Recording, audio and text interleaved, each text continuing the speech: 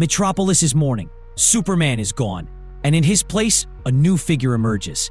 Lex Luthor, armored, unstoppable, and holding the symbol of hope itself, steps into the spotlight. But is he here to protect the city or to bend it to his will? From stolen legacies to shocking confrontations with the Justice League, from facing criminals head-on to commanding unimaginable power, Lex is rewriting what it means to be a hero or a tyrant. Can a man who once sought to control the world truly wear Superman's cape with honor, or will his ambition overshadow the symbol itself? Stay tuned, because what you're about to see will change everything you thought you knew about Metropolis and about Lex Luthor. But before we start the video, if you're new to our channel, please subscribe, because your one subscription motivates us to create more amazing videos like this. Let's jump into it. Our comic opens at an exhibition in Metropolis. Lex Luthor, clad in his full armor, approaches Superman's cape. Suddenly, two police officers step in and stop him. Lex Luthor looks at them and says, "Excuse me." Standing in front of him is a security officer, his uniform crisp, a radio clipped to his belt. He's slightly hesitant, but loyal to the rules. He gives Lex a direct answer. "I'm sorry, Mr. Luthor, but Perry White's orders are clear." Beside him, a female police officer adds, "No one gets to see this until tomorrow, when Metropolis officially commemorates Superman." Lex Luthor turns to the female officer and says, "Tell me, young woman, how exactly did the Daily Planet, of all places, come to possess that cape?" The officer becomes uneasy. Looking at the cape, she replies, "I don't have any idea. You'll have to ask." Before she can finish, Perry White arrives and addresses Lex. It's common knowledge that Superman and Clark Kent were one and the same. Clark has no known family, so in the wake of his death, Perry White places his hand on the cape and continues, "His cape was turned over to us." Perry White stands right next to the glass. He continues explaining, completely calm, "We decided to honor his heroism and sacrifice with this display. People want to pay their respects. They can do so here." Lex looks at Perry White and says, "Ever they done? What then, White?" Lex leans in slightly, his voice carrying a hint of sarcasm, rather maudlin to leave it on permanent display in the Daily Planet lobby. Perry's tone remains calm, but his words carry weight. He looks straight at Lex and says clearly, "Now see here, Luthor. Clark Kent was a journalist, and a damn good one at that." He then casts a brief glance toward his staff and continues, "These young people that work for me, well, I taught them, nurtured them. Clark was like a son to me. We're paying tribute to more than Superman. We're honoring one of our own." Just then, Diana arrives and says, "Indeed I am, Diana." Then, with a slightly surprised tone, she adds, "And surprised to learn a lot has happened in my absence." Lex turns around, and standing there are all the members of the Justice League: Batman, Wonder Woman, Cyborg, Aquaman, and Shazam. Diana addresses Lex. "You're the one that decided to stay on Apokolips. Now you're here, wearing Superman's shield." Lex's face remains calm, but the defiance in his eyes is unmistakable. The Flash leans forward slightly, confused and a little irritated, and says, "Yeah, what's with that? Is that why you stayed behind? So you could take that symbol for your own?" Lex looks at them, takes a beat, then answers clearly, "I didn't take it so much as it was given to me by Apokolips and others on Apokolips. At the time, Superman was very much alive. I might come to think of it now as an appropriate memoriam." Lex grows more serious. He drops another truth, his tone heavy. "I still don't know how he died." Then, looking directly at Diana, he asks, "Care to explain?" Diana explains to Lex. "He was weakened, victimized by a doppelganger that was drawing his power. After that, Batman cuts in, blunt and direct. Long story short, it was more than he could handle. We lost him." Lex Luthor replies to Batman, which leaves Metropolis without its champion. How tragic. At that moment, Wonder Woman says to Bruce, "Shouldn't we tell him about the other?" Batman cuts her off immediately. No. The scene shifts. Lex flies off in anger, and as he does, he says, "Superman, dead." Lex lands on the rooftop of the Daily Planet. Below him, the city stretches out, quiet, heavy, as if the entire city is holding its breath. Looking out over Metropolis, Lex says, "A grieving city." The American flag atop the Daily Planet hangs at half-staff. Under the night sky, Lex's voice echoes, "Half-staff. By presidential proclamation, honoring a being not of this world. He'll be loved in death more than he ever was in life." Suddenly, Darkseid's inner voice speaks from within Lex's armor. "Apokolips was mine, you know. I could have stayed there, as Lord and ruler, in place of Darkseid. With all those resources, I could have done anything. Ruled countless worlds, galaxies, but I returned with a mother box to command. It has incredible capabilities. like being tied into every alarm system in Metropolis. The scene then shifts to a gun shop on a street at dusk. Its sign reads Randy's Gun. Inside, some thieves are stealing merchandise. A man standing by a van shouts, "Hurry! We don't have much time to empty the place. They have body armor in there." Darkseid speaks again, inheriting Darkseid's throne. At that moment, Lex Luthor arrives and addresses the thieves. "Good idea. You'll need it." Darkseid speaks again, getting a mother box. "It made me more powerful than ever." And then, boom! Lex's armored fist slams into a criminal with a lightning-fast punch. Sparks and a shockwave burst from the impact. The body is hurled through the air. A final narration box drops in, almost casually. A rather surprising dilemma. Lex Luthor stands amid the shattered crime scene. The criminals are in shock, and Metropolis remains unaware of who its new protector has become. The camera locks onto an armed criminal. He raises a heavy rifle, growling with a mix of anger and confidence. Above him, a narration box echoes Lex's thoughts. "You see, I didn't need these new gifts to know that I can do whatever I want." The criminal takes aim at Lex and says without hesitation, "I don't care what kind of suit you put on." Next panel, the criminal grows even more confident, grinding his teeth as he says, "Soups is dead. Join him." And then, bracket attack. Gunfire erupts. Bullets tear through the air straight toward Lex. Cut to Lex Luthor. His face is stone cold, completely unmoved. The narration continues. "I have always felt that way. My money, political leverage, war suit, and mother box only reinforce that notion. I am Lex Luthor after all." The bullets slam into Lex's chest. Spang, tang, kaping. Superman's glowing S-shield deflects the bullets in a shower of sparks. Not a single round gets through. Lex's expression doesn't change. A quiet narration box drops. No matter how hard they try, Lex steps forward. In one panel, he grabs the criminal's weapon with one hand, the metal twisting and warping in his grip. The narration completes. There is not a being in existence. Final panel. Lex's devastating punch lands. Wood. The criminal is sent flying. The fight ends instantly. Lex Luthor stands untouched even amid the gunfire. Power, control, certainty, all of it is his.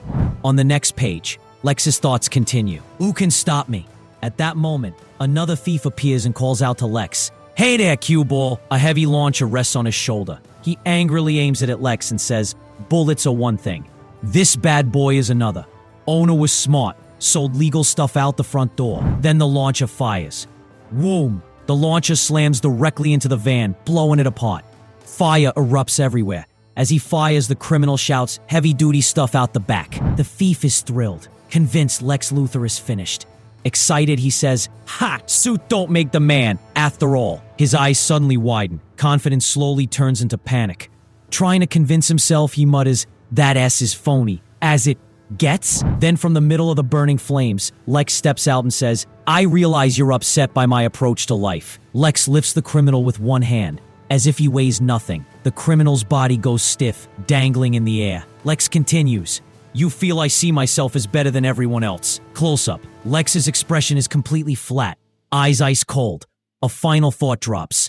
"That I consider myself superior. You fear I've lost the ability to empathize with people, to understand and sympathize with their sorry lives." Another criminal stumbles out of the smoke, panic and anger mixing on his face. Catching his breath, he mutters, "Damn." Lex notices the criminal and looks straight at him. "You! Come back!" The criminal panics at the sight of Lex, turns and runs shouting back, "No freaking way." He grabs a woman, pressing his gun against her head, and shouts at Lex, "Listen up, Tin Man. Here's how this is gonna play out." Above them, a narration box drops Lex's cold thoughts. "I sometimes wonder if you're afraid of me." Straight on close-up of Lex Luthor. His face is emotionless, eyes sharp, analyzing the situation. The narration quietly continues. "If that's why you tried to kill me." The criminal presses the gun harder, his voice turning desperate. "One more step and I pull the trigger. If this old girl dies, it's on you." Lex doesn't move an inch. He replies calmly, almost invitingly, "Pull the trigger. Just know that if you do, I will see to it that your life becomes as miserable as possible. You will live the rest of your days in never-ending pain and misery." Through smoke and debris, Lex Luthor advances calmly. Broken pieces crunch beneath his boots. Above him, a narration box drops with absolute certainty. "No, I am sure there's another explanation." Below, the hostage taker screams in rage and panic, the gun still pressed to the woman's head. "You're bluffing! That symbol means you can't hurt me!" Dead center close up on Lex. City lights glow behind him. He speaks without raising his voice. every word heavy. You must have been brainwashed. There's only one way you leave here alive. Lex's green eyes are ice cold. His voice cuts with surgical precision.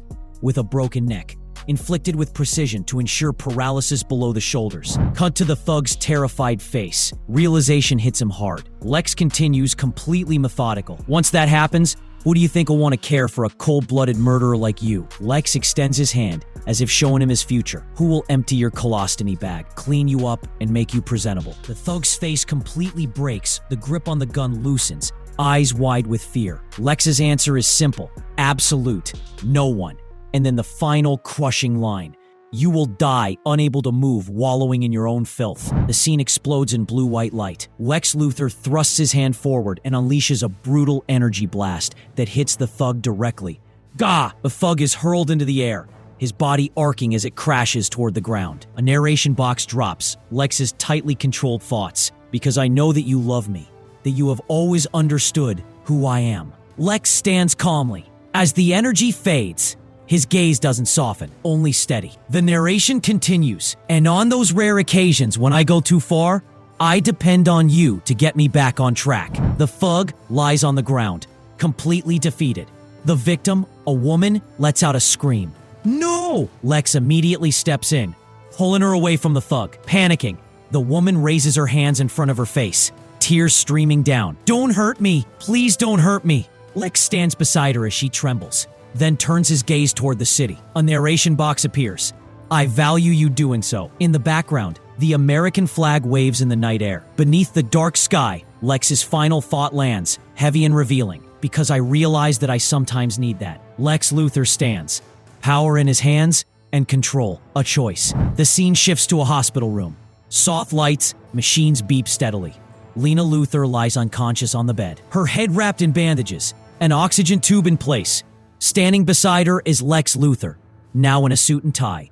No armor, just a man, though the same intensity still burns in his eyes. Lex speaks quietly, almost admitting something he rarely allows himself to acknowledge. I have a hard time acknowledging that I can't do whatever I want. There are limits, even for me. He looks at Lena, his voice growing heavier. You are my only living relative, Lena, my sister. Lex leans slightly forward, completely direct and honest.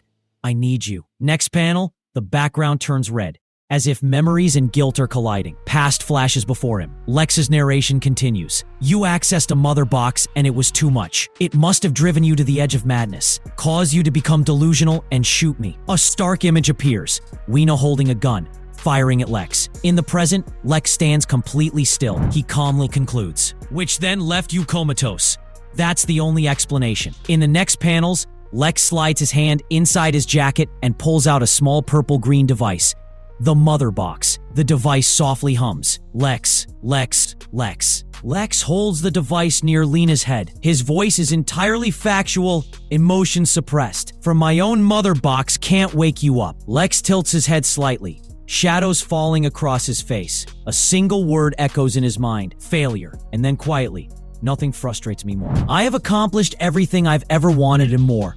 How ironic to think that the thing I now want most of all, cut to Lena Luthor. She lies completely still on the bed, head bandaged, oxygen tube in place, machines quietly beeping. Narration continues, heavy and defeated, bringing you back. It appears impossible. Morning. Lex Luthor enters the hospital corridor, walking in a sharp suit and red tie. The doctors are surprised.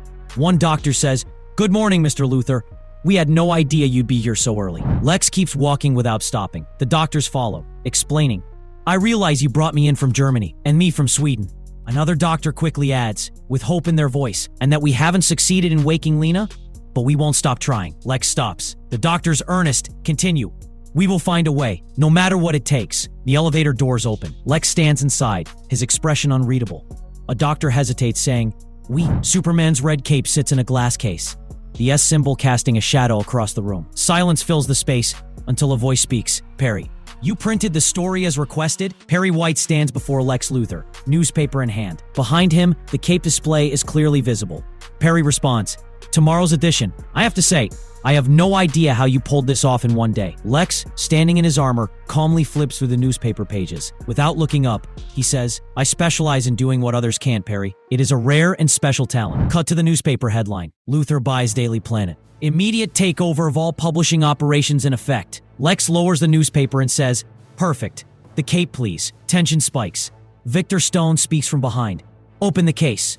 Perry hesitates slightly, but Victor, direct and no-nonsense, replies, like it or not, Lex Luthor is the boss now, Victor. Final panel. Perry hands the cape to Lex, looking uneasy, and quietly says, if you ask me, this is wrong, Lex. Without pausing or looking, Lex replies, I didn't ask. Silence fills the room. Superman's red cape is now in Lex Luthor's hands. Perry White stands before him, concern clear on his face. He softly says, I'm sure your eulogy will put people in the proper frame of mind, right? Regarding the man we lost. Lex, holding the cape, replies without hesitation, just as you'll welcome his replacement. After a beat, he calmly adds, me. In a long arc, Lex slides into the sky, passing by the Daily Planet globe. As he ascends above the buildings, he says, I could have been master of all Apokolips, ruler of worlds known and unknown. Lex hovers in the air, Metropolis sprawling below.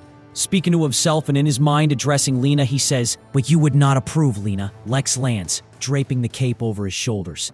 The S symbol is now fully visible. His face is calm, eyes closed, as if a decision has been finalized. You would approve of me trying to be a better man. Lex's expression is serious, almost sincere. He softly adds, someone you can be proud of.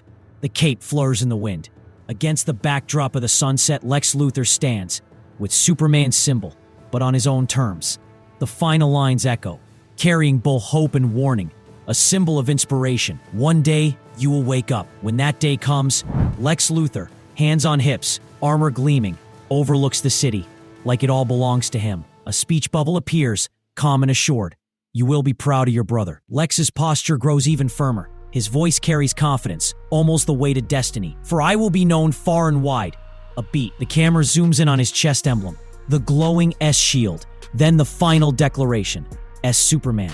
A new Superman stands. The question remains, is the world safe with him or merely under his control?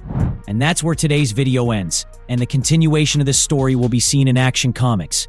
Now, you tell us, can Lex bend the world to his will, or will the people triumph? Is he truly capable of becoming Superman? Is Lex worthy of becoming the savior of the future? I'll be waiting for your answers in the comment section. If you liked our video, don't forget to like it and subscribe for more amazing videos. Until next time, goodbye, peace.